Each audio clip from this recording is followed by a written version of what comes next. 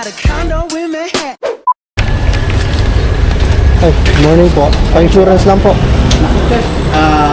Ano sa motor? Mhm. Naka-offline na sa amin yun, sir. Naka-offline na sa amin yun, sir. Matagal na yan.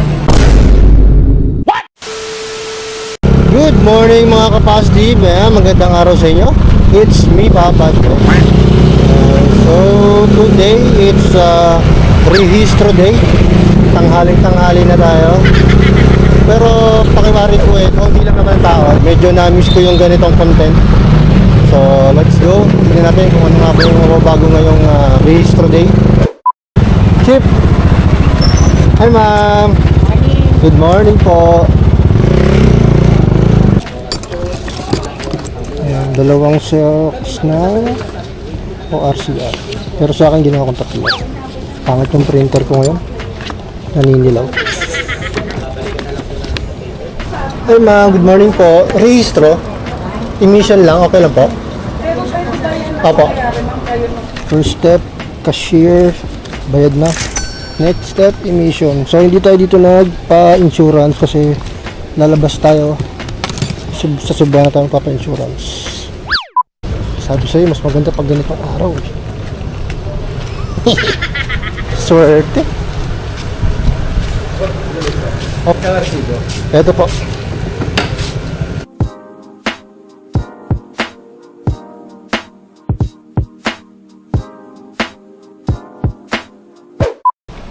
Yun. So, tapos na tayo sa step 2. Emission.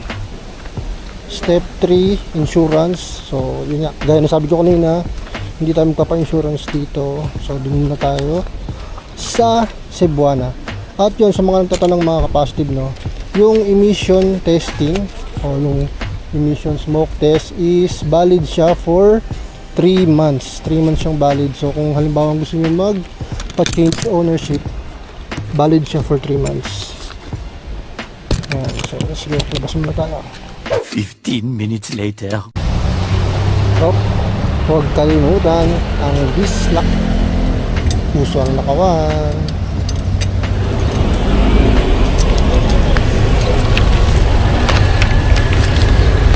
Ay, good morning po.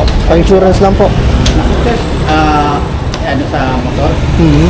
Naka-offline na sa amin yun, sir. Matagal na yan. Aray ko! Matagal na. May 3 months na yun, sir. Ay, ganun? Sa lahat dito ng Cebuana, sir. Okay. Sige, salamat po. Kaya, sir, LTO na talaga ang ano nila eh. Naku! Aray ko, be. Minalas-malas pa. Sad news, mga kapasitive.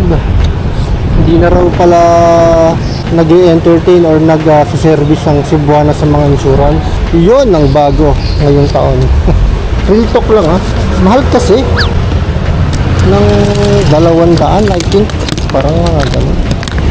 Buot nung narehistro ko to, nung na-transfer sa pangalan ko to, 4 years ko na siyang pinapa-insurance sa Cebuana. So ngayon hindi na raw talaga. Hindi ko alam kung anong dahilan. Punta na po kayo sa insurance. Okay po.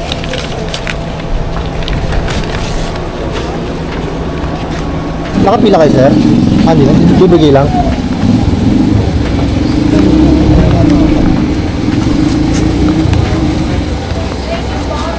Offline po? Offline po? What? So, yun. Offline daw yung insurance nila dito. Ay, tropa. Since offline daw yung insurance, vehicle inspection muna tayo. Sige, right. Ako, mali sa bilang. Hello. Sige na. Ang emission natin is 400 plus 630 na insurance aral ko. So 1,030 na siya. Wala pa yung mismo registro sa LTO. Chip, after ng insurance dito na sa A. Hindi, pagkatapos po, ibibigay na lang po. I-evaluate na lang po yun. Kung Okay. nakakuha na po kayo sa Windows 6 na po kayo mag-apply. 2 hours later. Thank you. Sino po? Ay, Windows 6 lang po tatawagin sa kabila. okay. Kabila. Ito lang. Ay, po, ingat po. So yun mga positive, no? Tapos na ang ating kalbaryo. Charot. 254 since maaga tayong nagrehistro. August siya eh. So tawag dito, meron pa akong 2 linggo bago mag-August. So yun nga, may mga binago lalo na sa insurance, no? So hindi na nag-accommodate ng insurance ang Cebuana. At isa pang sad news, yung ating plaka yung kulay green hindi pa available. Tanong ko lang kung available na po ito dito. Sir, bali itong mga duplicate plates, sir, ay hindi pa po siya nadating dito sa office. Ah, wala pa. Wala pa po. Aray ka. But anyway, at least alam na natin, no? Para sa susunod, yun, yung green naman kasi September yun eh. So yun ang mga ka-positive, no? Tapos na tayo magparehistro. Step 1, 2, 3, 4, 5 lang na siya. So, ang nagastos ko sa pagpaparehistro ngayon dahil nga hindi na tayo sa Cebuana nagparehistro is 1,285.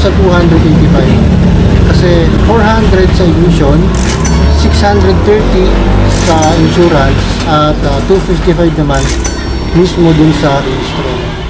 So kung siguro kung sa Cebuana pa rin tayo nagpa-insurance rather, minus 300. So medyo nagmahal gawa nung close na yung sa Cebuana.